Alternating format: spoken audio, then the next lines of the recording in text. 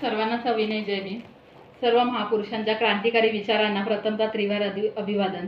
मी माझी ओळख करून देते. मी अदिती विनायक पवार, शिक्षण TY LLB.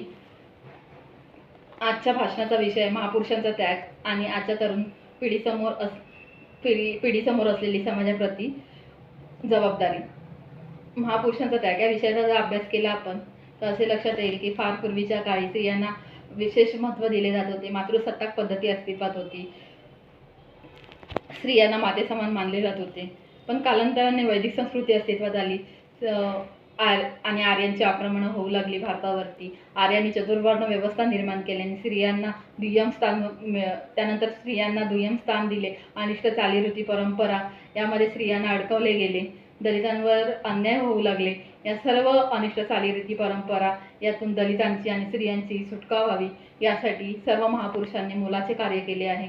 बहुजनांना त्यांचे हक्क मिळावे, तसेच शेतकऱ्यांची पिळवणूक थांबावी, रयतेचे राज्य निर्माण व्हावे यासाठी स्वराज्याची स्थापना करणारे स्वराज्याचे संस्थापक छत्रपती शिवाजी महाराज, तसेच त्यांच्या पावलावर पाऊल ठेवणारे छत्रपती संभाजी महाराज या दोन्ही महापुरुषांना घडवणाऱ्या माता जिजाऊ, शिक्षणासाठी अविरत कार्य करणारे, शिक्षणाची दारे सर्व समाजासाठी खुले करणारे, शिक्षणाची दारे स्त्रियांसाठी खुले करणारे आणि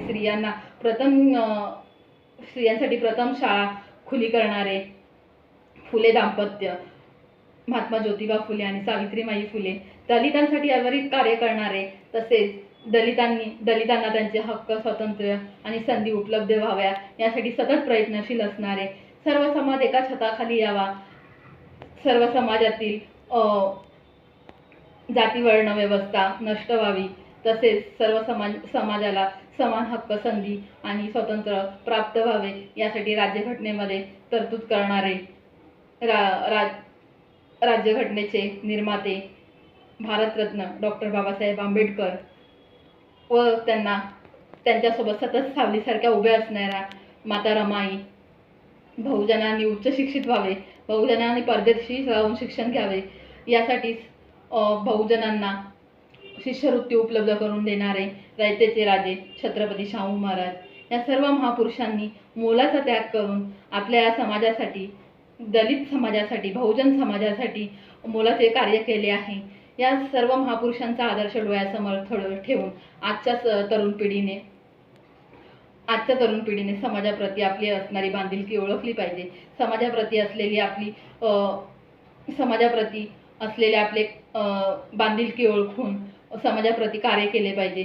डॉक्टर बाबासाहेब आंबेडकरांनी जो आपल्याला मंत्र दिला आहे, शिका, संघटित व्हा आणि संघर्ष करा, तर शिक्षण त्या मंत्राचा अवलंब करून आजच्या तरुण पिढीने उच्च शिक्षित झाले पाहिजे, शिक्षणाचा अवलंब केला पाहिजे आणि संघटना स्थापन करून आपल्यावर होणारे अन्याय, अत्याचार यांच्या विरुद्ध आवाज उठवण्यासाठी संघर्ष केला पाहिजे.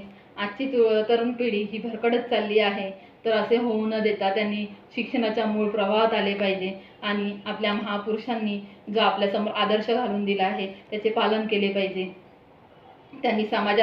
त्यांनी जर समाजाप्रती आपली असणारी बांधिलकी ओळखून समाजासाठी जर कार्य केले तर हीच आपल्या महापुरुषांसाठी सर्वात मोठी श्रद्धांजली असे मला वाटते. एवढे बोलून मी माझे 2 शब्द पूर्ण करते आणि ही स्पर्धा